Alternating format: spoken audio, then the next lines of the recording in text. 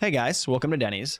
Today we're going to be jumping into the weekly loot cave for the week of January the 7th all the way until January the 13th. This is going to be kind of like a preparation week. There is two extremely good farms this week, so I hope you guys enjoy. Don't forget to like the video if it helped you out, comment feedback for me, and lastly, please subscribe if you feel that I have earned it. Oh, and don't forget, follow me over on Twitch. We're going to be live there 5 days a week. I'm probably going to be live the next morning after this video goes live. I would love to see you guys all there. We're having an absolute blast, but let's jump into the weekly loot cave.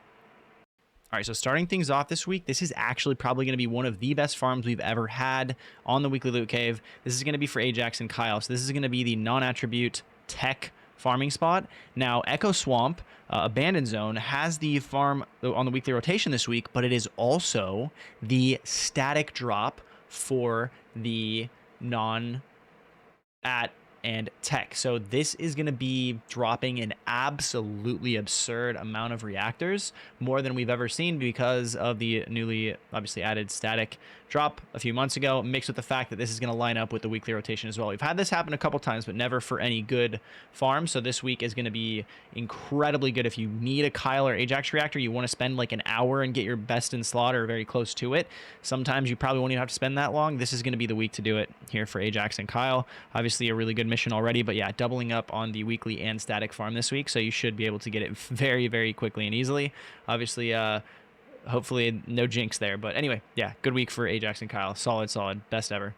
All right, and then for Viessa, sadly, there is one from Kingston, but we're going to be doing the static farm this week, again, in Converter Facility. This is Viessa and Hailey, chill singular. It's the best way, even though it is not the weekly rotation. This is going to be, obviously, a Valby outpost farm, so they're just better. Doesn't matter if Kingston's dropping it from the extermination mission there over in Grand Square. This is just going to give you more reactors, point blank, period. So as far as the roles for Viessa and Hailey, obviously Colossus crit for bossing, and then crit cooldown for mobbing. And then if you want to go for Viessa mobbing against the Order of Darkness, this is going to be probably cooldown plus darkness there, but that's going to be the Viessa and Hailey one this week.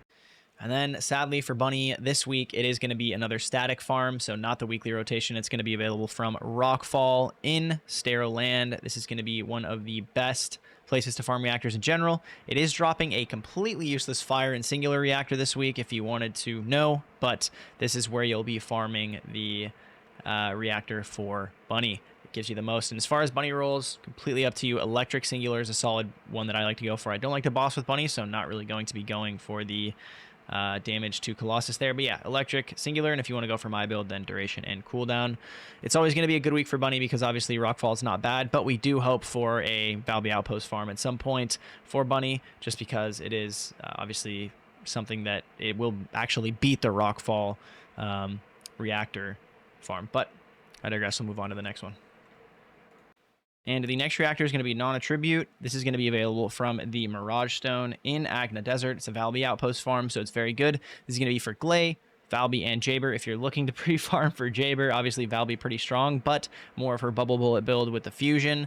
There is a non-attribute fusion farm this week if you're willing to do the Freyna farm. It is from the hatchery outpost there with the abort mission spam, but this is going to be for the dimension side of things. As far as rolls, cooldown, duration, really good, and then obviously Gley, cooldown, and Colossus, and then you could go any way you wanted to, really. Obviously going with non-attribute and dimension boost is solid as well. But yeah, a lot of different ways you could run the rolls on that one. But again, a good week because it's a Valby outpost for Gley, Jayber, and Valby. And this week, unfortunately for Freyna, not an amazing week, but you can make it an amazing week. It is a static farm, going to be in Frozen Valley. You can either A, farm your energy activator mats while doing the mission on screen there, or you could run the outpost. The only problem is with this outpost, you do need to do a little cheesy, so you can have a full Jayber build and get it done that way. There's ways to do it, or you can just have a friend and do a Valby outpost farm while the friend stuns the main boss on Sharon, if you want to get as many reactors as possible. But if you're not full on energy activator mats, then you can always do Frozen Valley and try to get a Freyna reactor this week. From there, as far as rolls, tech Colossus for bossing, and then as far as mobbing, you're going to go tech cooldown. At least I am. You can go tech and toxic as well if you're not a fan of the spammy side of things, but solid week. It's always going to be a solid week for Freyna. Unfortunately, no weekly rotation that's really that good here this week for her. All right, and sadly, another toxic singular static week. A lot of static farms this week, just not a good one. Kingston has the toxic singular rotation this week from Fallen Theater. You might be able to get a few from there, but the Moongrave Basin static farm for Keelan is just hands down the best way to get it. You're getting a ton of reactors. This is pretty much the same as a Valby Outpost farm with this mission. Obviously, not a lot of people know how to do this. I had a few comments last time. Guys, you have to make sure that you let the mobs with the guns stand on the point so that it doesn't continue to go up like I do in the video. And then you have to go and start farming back and forth. And if your bunny range is too high, then this could kind of ruin it. You can run Freyna on this with lowered range if you want to. It is a little bit easier to just kind of turn your brain off and run back and forth with bunny, making sure that your range is turned down a little bit. But as far as rolls, we're going for cooldown and singular boost, or cooldown and range if you're using the infinite mobile strike build with the Transcendent mod there. And then obviously singular Colossus if you really wanted to try Colossus with Keelan. He doesn't really one phase them that easily other than Executioner right now, at least as far as early January 2025, but he could in the future, so it doesn't hurt to get one. But yeah, those are the rolls, and that's the week for Keelan. All right, and another double farm. What I mean by double farm, this is going to be fire tech available from classified area in the sterile lands. Now guys, the static reactor drop here is fire and tech, and this week it is also fire and tech. So this would normally not be a mission that I throw on the weekly loot cave, but again, because it is being doubled up for both the static and the weekly rotation, you are going to get a ton of reactors for Lepic and Esiemo if you need them. So this week is fantastic. It may not seem like it at first glance, but this is absolutely a fantastic week for Lepic and Esiemo. As far as rolls, I go for tech and cooldown with Lepic mobbing, and then I go for Colossus and crit damage with Lepic, or you could go tech boost as well. Makes it a little bit better. And then for Esiemo, you could do tech boost, fire boost for mobbing, and tech boost and Colossus for bossing. If you plan on doing that, that is my choice there for Lepic and Esiemo. Again, a really solid week for the both of them. Again, it's not going to seem like it at first, but it is a very, very good week just because of that twofer. Now, I am going to include the non-attribute and fusion drop this week from Hatchery and White Knight. You'll see the mission that I'm running on screen.